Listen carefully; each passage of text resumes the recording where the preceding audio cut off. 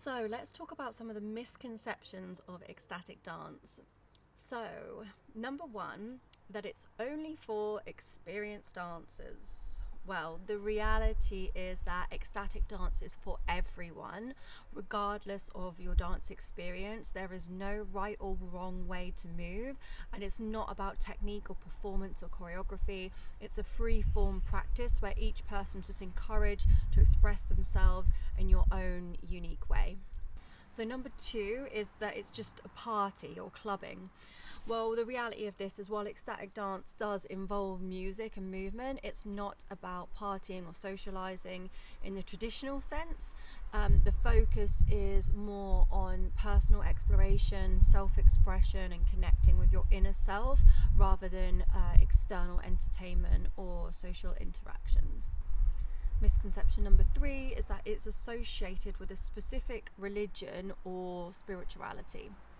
Well, the reality of this is although ecstatic dance can be a spiritual experience for some, it's not tied to any specific religion or belief system, and people of all backgrounds and beliefs can participate. And the emphasis is on personal experience again, rather than any particular doctrine. So the next misconception is that it requires you to be outgoing or extroverted in your personality type. So the reality of ecstatic dance is that it's for all personality types. It provides a safe space where introverts and extroverts alike can explore their own inner worlds through movement. There is no pressure to interact with anyone else, and there's no pressure to be outgoing. Everyone can just engage in the practice in their own way and at their own comfort levels. Number five, the misconception is that it's chaotic or unstructured, when the reality is, whilst the ecstatic dance is freeform and encourages spontaneous movement, the sessions usually do have a structure such as a warm-up, a phase, a peak, a climax and a cool down, an integration period, and this helps guide participants through a journey that can be both intentional and transformative. Number six is a misconception that it's just for young people. Well, the reality is obviously ecstatic dance is inclusive of all ages. It's a practice that welcomes people from all walks of life. Anyone can do ecstatic dance, from young adults to seniors. Everyone brings their own unique energy to the space and expression to the dance floor. The next misconception is that you need to be physically fit.